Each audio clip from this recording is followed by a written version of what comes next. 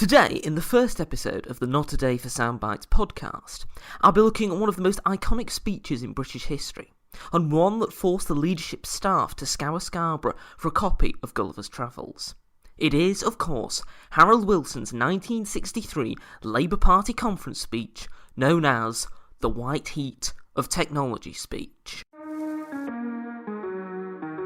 The Britain that is going to be forged in the white heat of this revolution will be no place for restrictive practices or for outdated methods on either side of industry.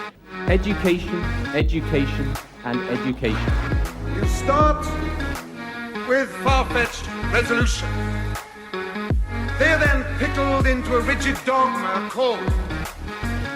And you go through the years sticking to that. Outdated, misplaced, irrelevant to the real needs. We've changed the world before, and we're going to change the world again. To begin with, let's clear something up. The title given to Harold Wilson's most famous speech is in fact a misquotation. Nowhere does Wilson say white heat of technology. Towards the end of the speech, he mentions the white heat of this revolution, the revolution being a technological one. We can see, however, why it was shortened to the white heat of technology. But before we look at the content of the speech, let's look at some of the context. Harold Wilson was elected leader of the Labour Party in February 1963, following the death of Hugh Gaitskell, his one-time rival and former cabinet and shadow cabinet colleague. From the first ballot, Wilson was ahead and seen by his parliamentary colleagues as the man to beat. His main rival, Deputy Leader George Brown, didn't stand too much of a chance. Therefore, it is perhaps both fair and unfair to compare the rise of Harold Wilson to that of Tony Blair, as both were the youngest leader of their party at the time, both heralded a new era, and both won the leadership of their party after it having been out of office for over a decade. But it is perhaps unfair to say that they are exactly the same. After all, Wilson had been a member of the last Labour government. He had been president of the Board of Trade and expressed a deep interest in the British film industry. He also, through that role, had had an experience of world affairs. For instance, he travelled to Russia in an attempt to drum up trade deals between Britain and the USSR. Incidentally, these trips would later be the subject of much innuendo, but the insinuation that Wilson was a Soviet spy was one that fundamentally misunderstood the man, as is apparent from this speech. Prior to the keynote conference speech, which would, as Wilson's first speech, garner great public attention, he began to ramp up his campaign against the Conservatives and find a theme for Labour to represent. In the summer of 1963, he gave Richard Crossman, one of the many stars of the 1960s Labour Party, the science brief.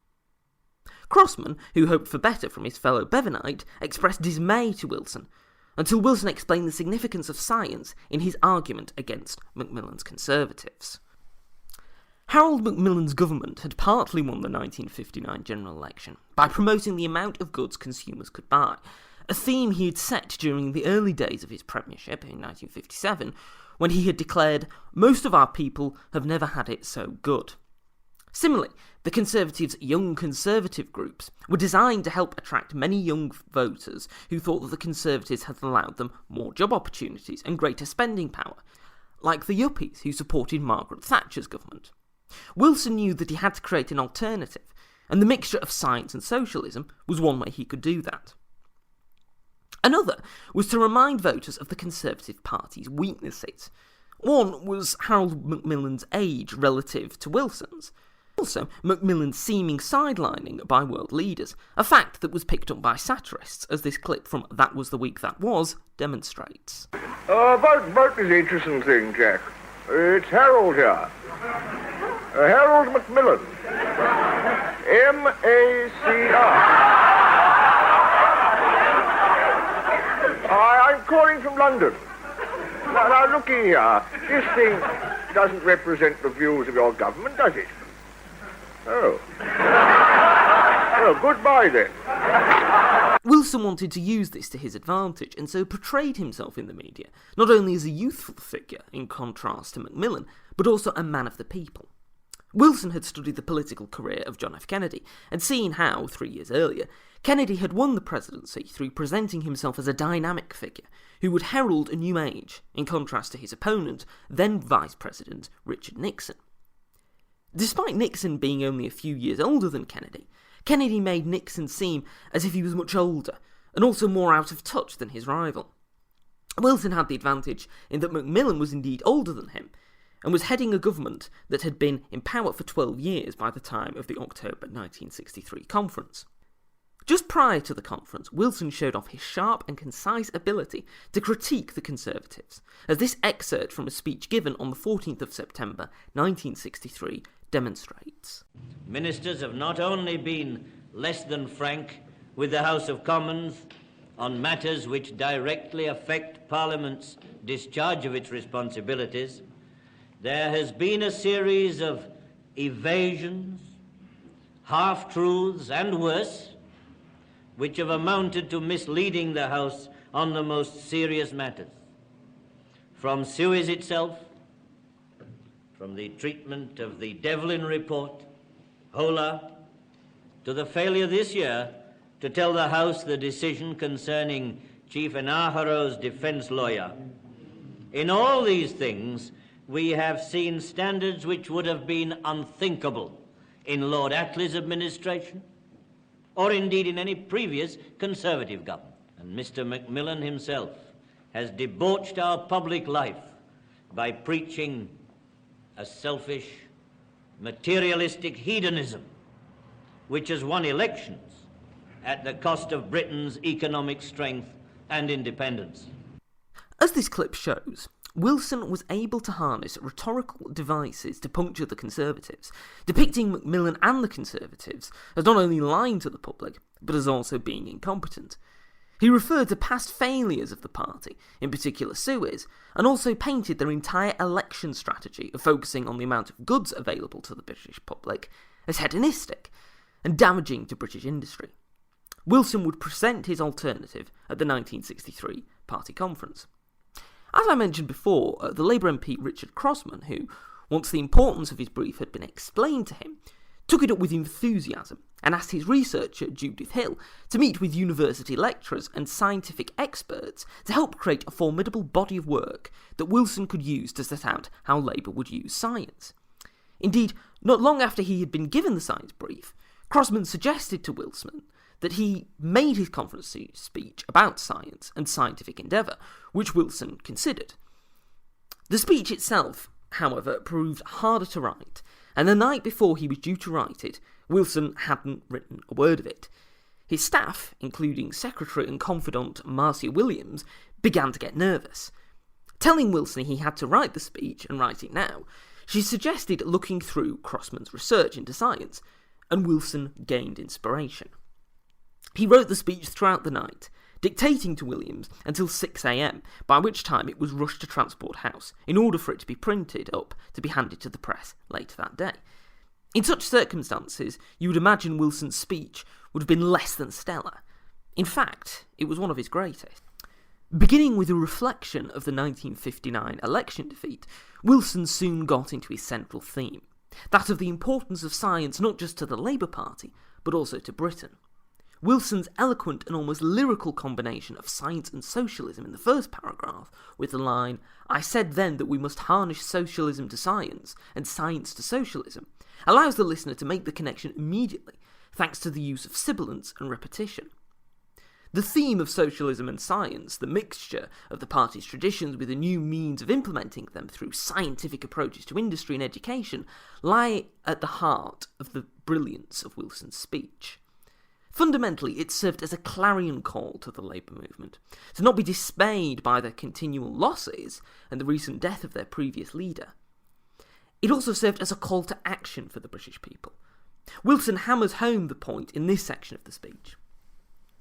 The influence of Britain, which some still think depends upon nostalgic illusions or upon nuclear posturing, these things are going to depend in the remainder of this century, to a unique extent, on the speed with which we come to terms with the world of change. Wilson understood that Labour could get elected to power at this time because the country were tired of Conservative mismanagement. He could also see Labour as a bringer of change, and the revolution that he offered, one placing the emphasis on science rather than chopping of heads or overthrowing of the monarchy, he knew wasn't threatening. Every Labour election winner, from Ramsay MacDonald to Tony Blair, successfully painting themselves as the bringer of change, and Wilson was no different. Like Blair's Cool Britannia or Attlee's New Jerusalem, Wilson emphasised that he represented the change that was needed for Britain, that the United Kingdom could not be held back and had to march forward with the times. Wilson understood that some in his party would feel as if the use of greater automation and advancement might do them out of their jobs. There had, indeed, not many years before, been an effort by members of the Labour Party to boycott ITV because of its use of commercials, which it felt harmed workers. He made clear in the section of the speech in which he emphasised that automation would happen, whether Labour supported it or not, that Labour could not stand in its way, that it had to embrace it. About one thing. It's no good trying to comfort ourselves with the thought that automation need not happen here, that it's going to create so many problems that we should perhaps put our heads in the sand and let it pass us by, because there is no room for Luddites in a socialist party.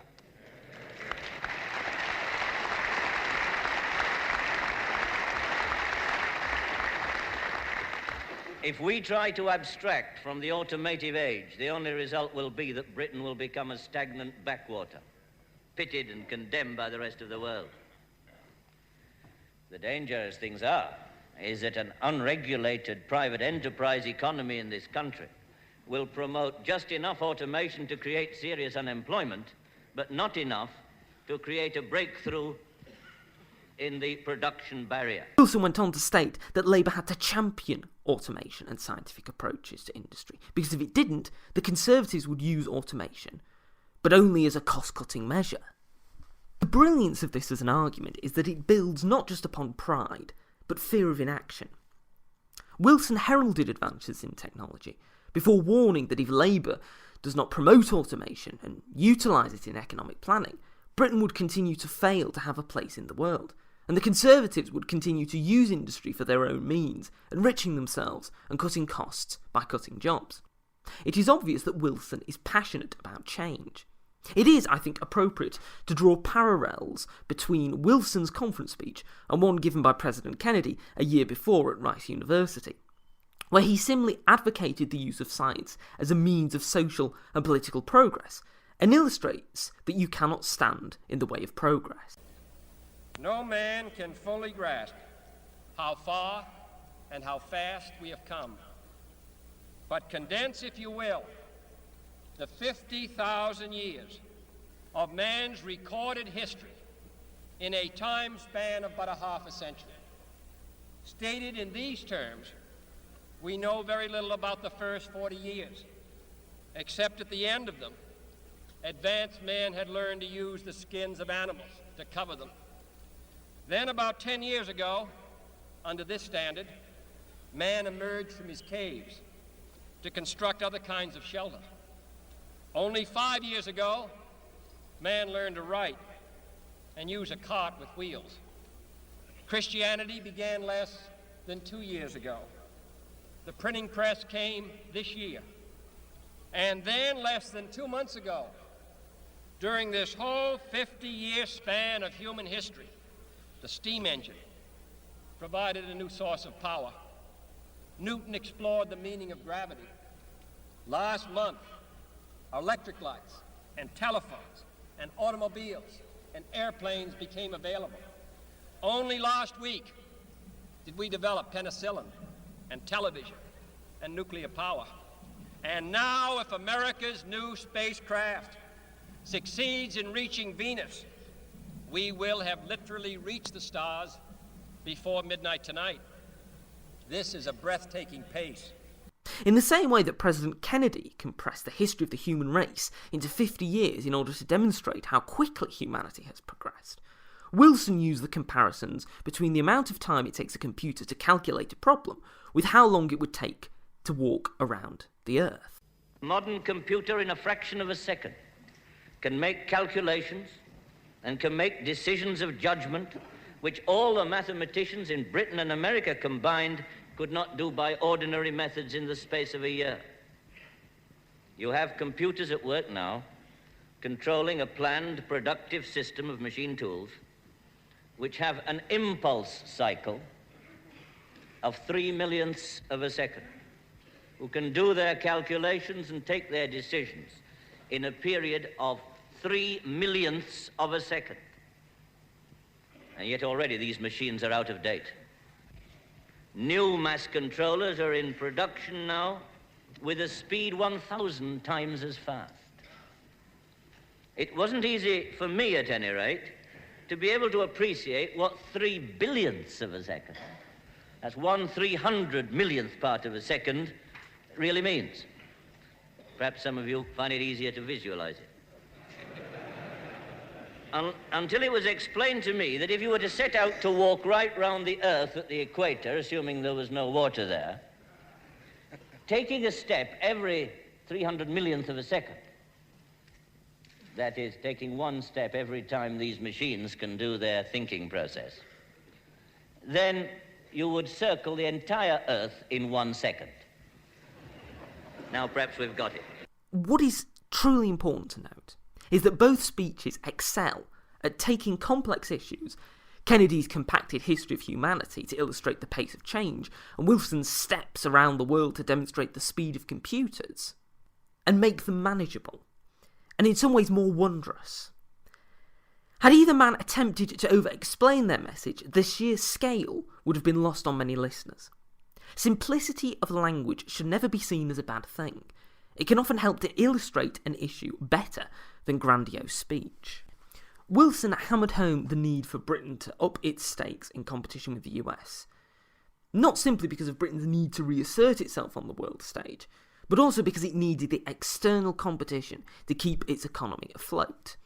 He predicted that to maintain full employment whilst dealing with automation, Britain would have to create 10 million new jobs by the 1970s, whilst the US would have to create 40 million new jobs.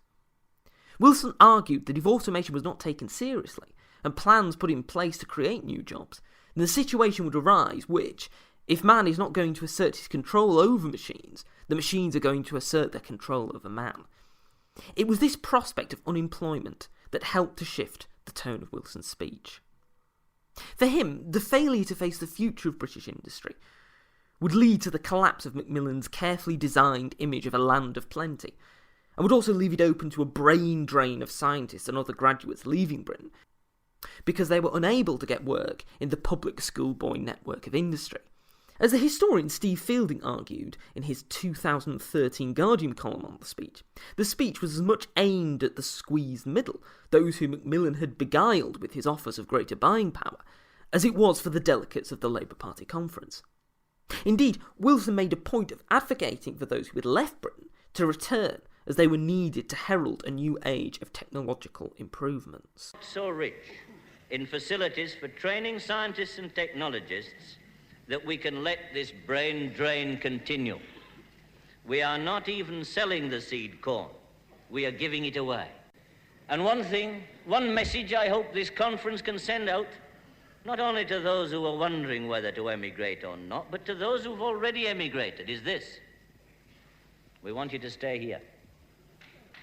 We want those of you who have left Britain to think about coming back.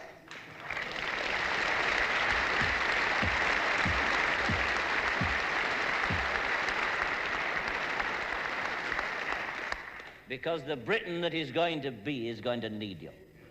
The emphasis Wilson's vision placed on being a combination of scientific endeavour and socialist principles led him to draw comparisons with the Soviet Union's investments in scientists and industries.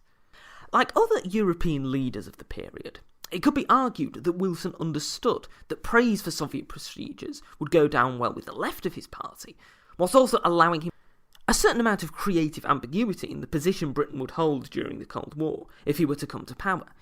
He illustrated this by arguing that he hoped to soon see a comprehensive disarmament agreement and bemoaned the emphasis the Conservatives had placed on nuclear weapons. Wilson, of course, knew that this was ultimately a semantical point. His whole speech was designed to argue against Britain becoming a pariah or stagnant nation. And nothing would help that further than if Britain abandoned its nuclear weapons. Wilson's speech reaches its crescendo with his call to arms for the people of Britain and the Labour Party. In terms of the scientific revolution, but that revolution cannot become a reality unless we are prepared to make far-reaching changes in economic and social attitudes which permeate our whole system of society.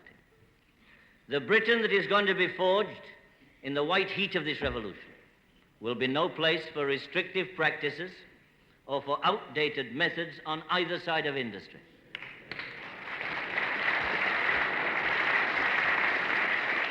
The reason this part of the speech is so well known is not simply because it sums up Wilson's overall argument so concisely, but because it has an energy and rhythmic beat of its own that makes it stand out. Speeches are remembered not only because of their content, but because of how they are delivered, and at this particular moment Wilson ensured that his passion and determination shone through in his delivery. It was perhaps prescient that Wilson gave his speech when he did. Macmillan was unable to offer any rebuttal at the Conservative Party conference that year, as he was in hospital. He would resign just over a week after Wilson's triumphant display, worn out and unable to govern. Wilson's speech was proclaimed as a triumph by those who heard it, and has gone down as one of the most engaging and forward-thinking speeches ever given by a member of the Labour Party. His emphasis on the value of education and industry can be seen in the work undertaken by his government. And he set a pattern for future Labour leaders. Both Neil Kinnock and Tony Blair would utilise Wilson's skill of marrying the party's past socialism to a new approach and arguing that it was not a betrayal but a progression. The impact of the speech could also be seen a year later, as Wilson would win the 1964 general election, though with only a small majority. Whatever Wilson did or did not achieve in office, this speech sets an example of what a great speech can be. A road map for the future. A means of expressing and articulating a world that is yet to exist, and one which we can only see through the words of the orator we are listening to. Wilson's speech does just that, and this is why it can still stir emotion to this day. I hope this podcast has gone some way to examining Harold Wilson's most famous speech and providing an example of what future episodes of this podcast will be like. I'd like to thank the Tides of History project and also Ben Pimlott for his excellent biography of Harold Wilson that have been just absolutely necessary for this episode. The next episode will be out next month and cover Neil Kinnock's famous anti-militant speech. See you then.